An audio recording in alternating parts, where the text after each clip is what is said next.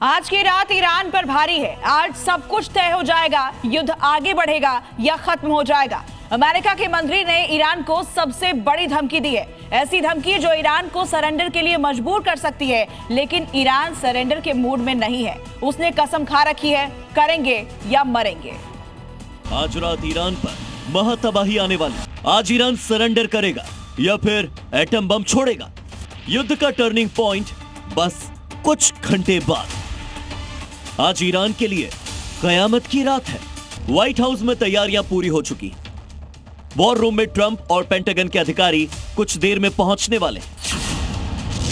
जो पिछले 7 दिन में नहीं हुआ वो आज रात होगा। युद्ध के 8वें दिन युद्ध का फैसला हो जाएगा और ईरान या तो सरेंडर करेगा या फिर पूरी खाड़ी में आग लगा देगा। अमेरिका के वित्त मंत्री ने जो बयान दिया है वो ईरान के लिए अच्छे संकेत नहीं है। ईरान में तबाही की लकीर खींचने वाला अमेरिका अब बर्बादी की लकीर को और बड़ा करने जा रहा है। स्कॉट बेसेंट ने ईरान को धमकी दी और कहा कि आज रात ईरान पर अमेरिका सबसे बड़ा हमला करेगा, भीषण बमबारी की जाएगी। ईरान में क्या होगा? क्या ईरान तबाह हो जाएगा? क्या ईरान सरेंडर कर देगा या फिर ईरान के पास है कोई अभी भी तुरुप का इक्का? ईरान का अगला प्लान क्या होने वाला है? ये सबसे बड़ा सवाल इस वक्त पूरी दुनिया में बना हुआ है। ईरान सौगंध लेकर जंगी मैदान में उतरा है। उसके हमले बता रहे हैं कि वो अस्तित्व की लड़ाई लड़ रहा है। उसे पता है कि अगर हार गया तो उसका वजूद संकट में आ जाएगा।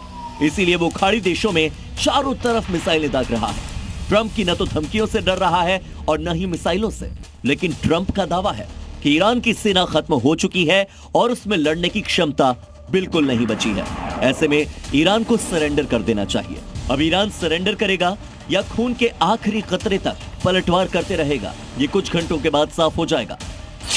ईरान ने अपनी मिसाइलों से अमेरिका और इजराइल को नुकसान जरूर पहुंचाया है, लेकिन इस जंग में सबसे ज्यादा झटके ईरान को ही लगे हैं। ईरान में अब तक 1332 लोगों की मौत हो चुकी है।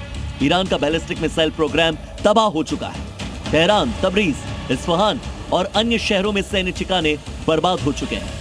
IRGC बेस, पुलिस स्टेशन, हजारों इमारतें खंडहर में तब्दील हो चुकी हैं।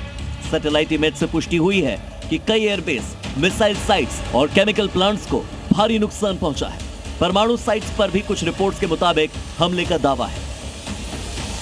चाहे जो भी हो, लेकिन ईरान इस युद्ध को खींचते हुए 8वें दिन तक ले आया है और इसकी सबसे बड़ी वजह है उसकी मिसाइल ताकत। इन्हीं मिसाइलों को मार मार कर उसने अमेरिकी एयरबेस और पूरे के पूरे इजराइल को धुआं धुआं कर रखा है।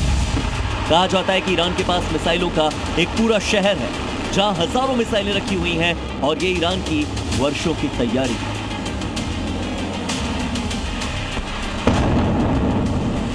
ईरान की सेजिल मिसाइल की रेंज 2000 किलोमीटर है। इमाद मिसाइल की रेंज 1700 किलोमीटर है। गदर मिसाइल 2000 किलोमीटर तक दुश्मन को ढेर कर सकती है, तो वहीं शहाब 3 मिसाइल की रेंज 1300 किलोमीटर बताई जाती है।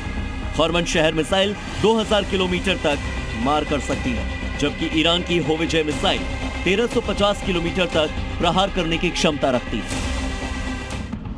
अपनी इन्हीं मिसाइलों के दम पर ईरान की बची लीडरशिप अब कूद रही है। अमेरिका और इजराइल को आंख दिखा रही है। ईरान की इसी चुनौती ने ट्रंप और नेतन्याहू की नींद उड़ा दी।